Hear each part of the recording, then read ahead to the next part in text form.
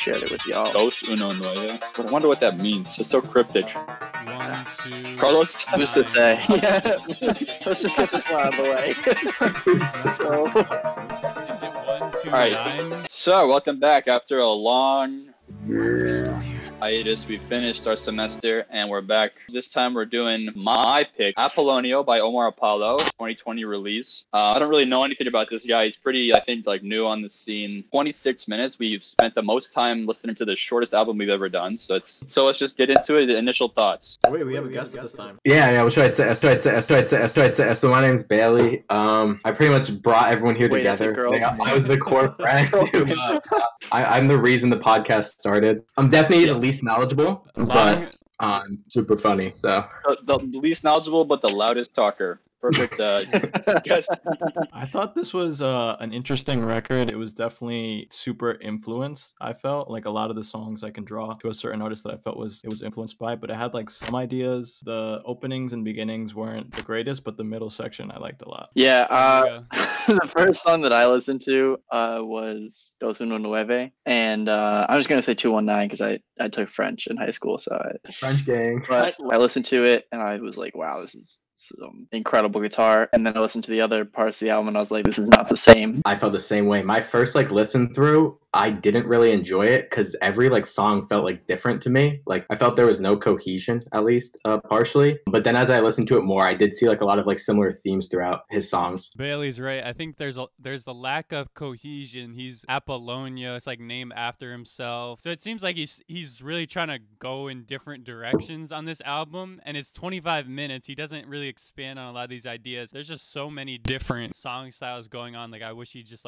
plan his feet. The reason I picked this album is because Scott actually sent us this album, song Dos Uno Nueve, and I enjoyed it so much that I wanted to switch to this album. I love that Spanish guitar song. And then I listened to the rest of it and I enjoyed the rest of it just as much. I really enjoyed this album. Pointing out the lack of consistency in songwriting as a negative, and I actually really enjoyed that. I don't like it so much when every song sounds the same. I want some variety within an album so I can, this is not always listen to the same. Read a little bit on an interview that he did about this album. He had started working on a project before quarantine and everything happened. He kind of came home and stopped touring, obviously, and just scrapped everything that he had been working on and went in this whole new direction. He was trying to be more experimental and bit of a change up, but I wouldn't say it's a whole new reinventing himself personally.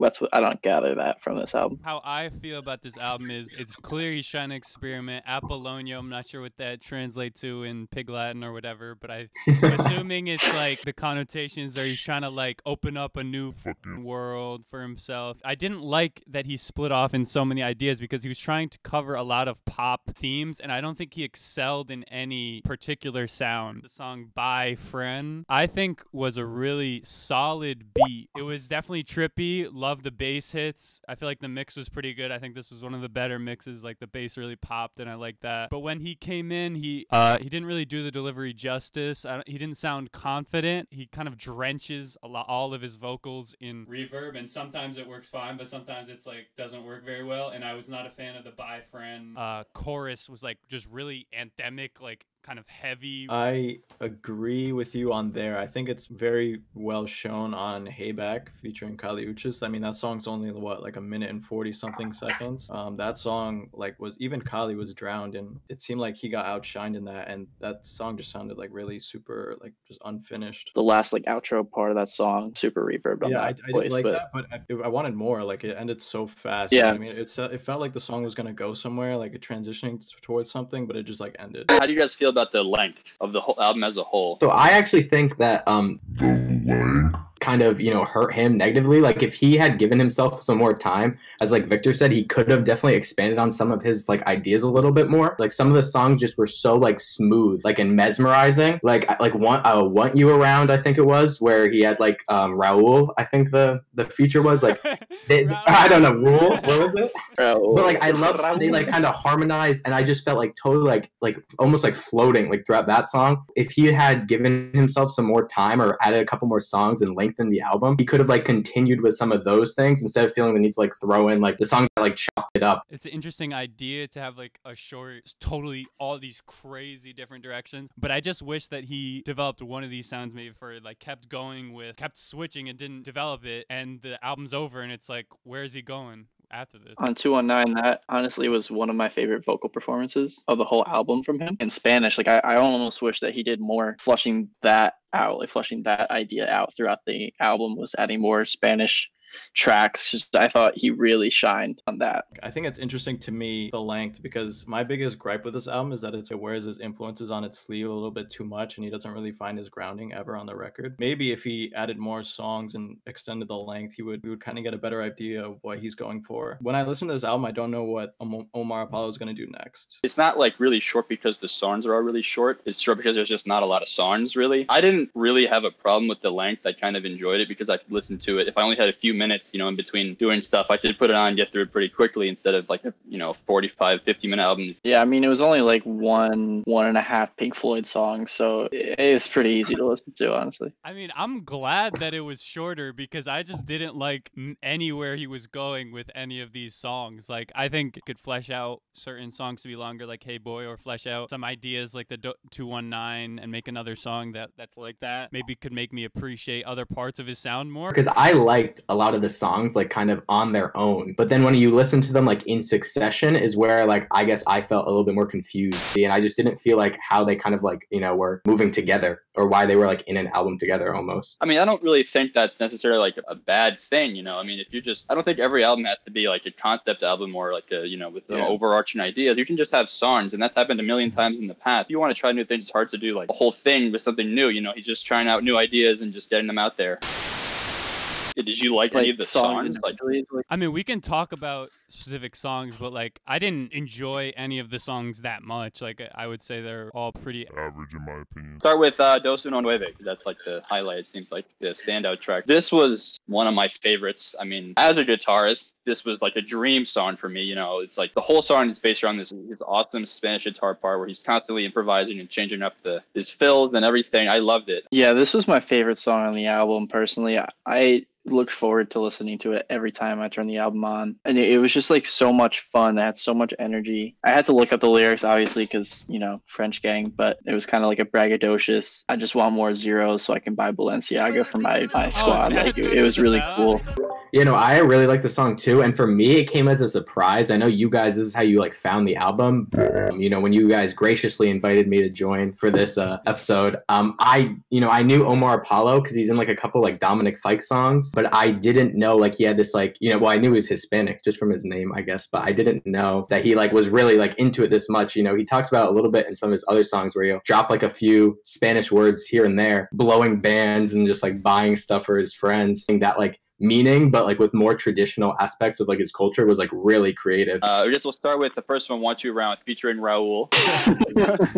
Oh, come on. I love the kind of texture of this song, Want You Around. It's just kind of like super laid back, heavily processed guitars and stuff. I thought it was great sound. It was like a pretty good slow jam that I enjoyed, but I wish it was like more original in a sense. From the little Prince I've heard, it sounded super Prince-like. And again, like it ties into the fact that he doesn't really find his grounding on this album. I thought the feature, his voice was very similar to Omar Apollo's, at least the way Omar Apollo presented his voice in this song. And that was my one problem. It was like hard to tell the difference between the two of them. I was not a big fan of this Want You Around. This slow groove, it was one of two like slow groove songs that Stay Back, right? And Want You Around. I just think it didn't have a lot of forward momentum. I wasn't a big fan of the groove. It didn't feel like it had a driving element. Honestly, Sleepy, I was on some Arms of Orion shit with this. And I think Scott brings up a good point. The Raul guy, harmonized on the chorus and then had like a couple lines. It just felt like he was absent from the song. No real point of having him. Like Omar Apollo like felt the best when he was like kind of slow and like really smooth with his voice and kind of like switching it up.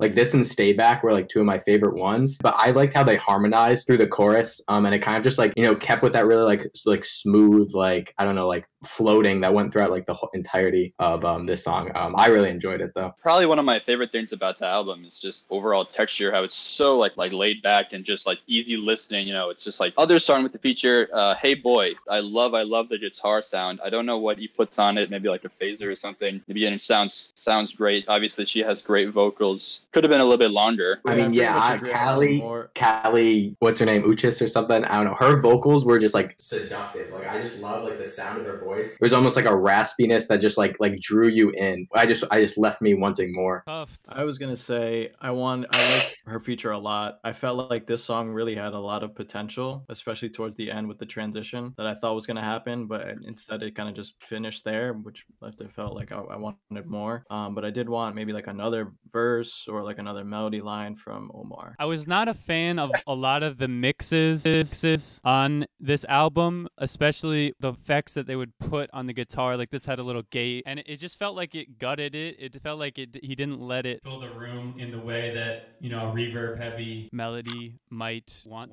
to. Kali Uchis just came off as very charismatic, just came off as seductive, sensual, like a ghost in the back of your head. I think like Omar was out of his league. Yeah, I thought she definitely blew him out of the water in this one. And like I said before, that transition at the end, like Carlos was saying, was probably one of the better parts of the song. Is it a bad thing when the feature is better than the artist, but you like the song because of her? Features, if I'm bringing people who are better than me, it seems like a smart idea, right? I think it's a bad thing because we're coming to hear an Omar Apollo song. He's implementing her or the feature into his song, into his project, but he's not keeping up with her. He's not, you know, it's not 50, if all don't like contribute like in their own way to make it an interesting song, I just don't think it's like that good of a song. And it just makes me think, you know, why am I listening to him when I could just hear this other artist who I think performs better at doing this thing? There's not enough material from Omar here for like him to like rank up against Kali Uchis, which is maybe like my gripe with it. Like he doesn't really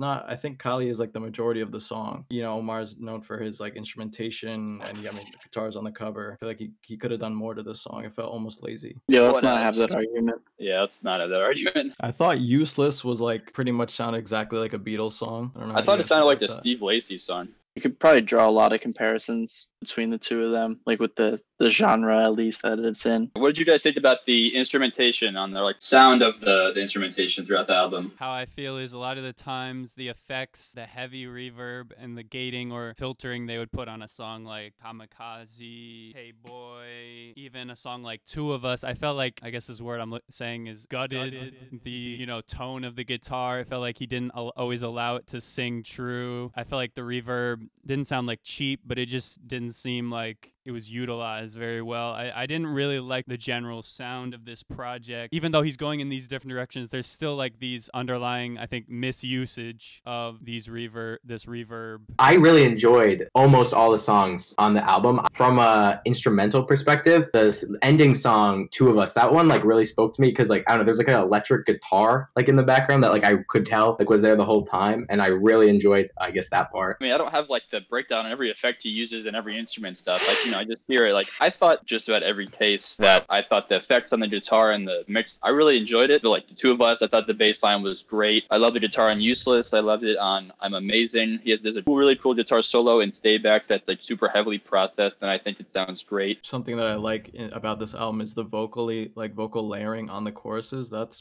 was probably like my favorite thing about this record. There was so much in the chorus. It just felt like he just opened up, whether it be with the amount of voices or with the features like we see with Ruel. I mean, I guess if we're talking about the vocal mixes and sort of how he layered his own vocals, he had a few ad-libs on certain tracks. I just, in general, is not a fan of the amount of reverb and the types of reverb that he would put on any and all of the, you know, the instruments and his vocals. Really didn't have a lot of confident or charismatic performances that he would need to kind of perform a song like I'm Amazing or a song like Bye Friend or something like that. I don't really think Amazing was really fun. Personally, I thought the vocal performance was pretty good for what it was. Like the more up-tempo one-liners in there. Like I got the whip on autopilot when I'm sleepy. I thought that was like a lot of fun. I was gonna just say, like, I don't think his vocals really like washed into the music at all. Like, I think he did like a really good job of trying to keep it like fresh. Like every new song, he was like, you know, doing something a little bit different. Like I know in Stay Back, like his voice was changing like all over the place. He had some like really high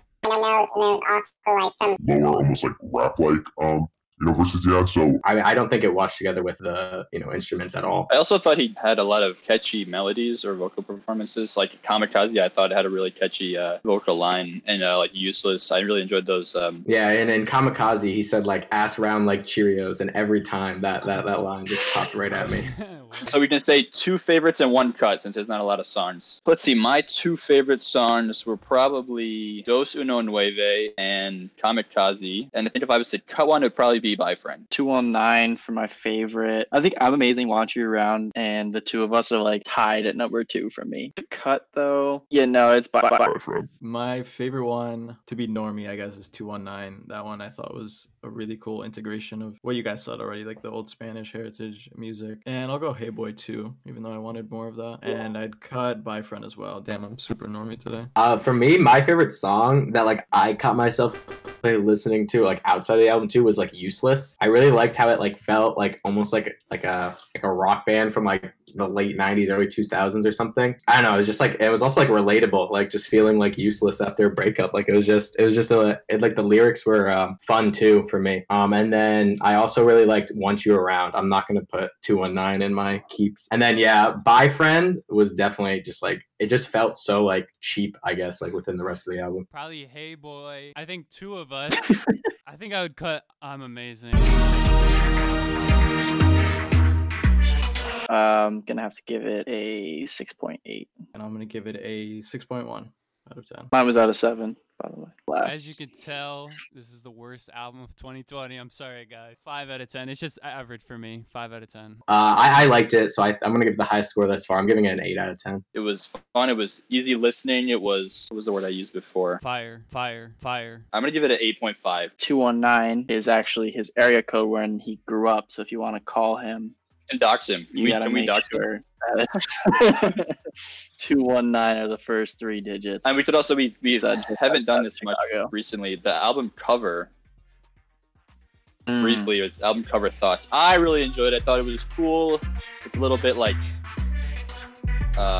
larger than life. He's like treading the line between like a person, like mortality,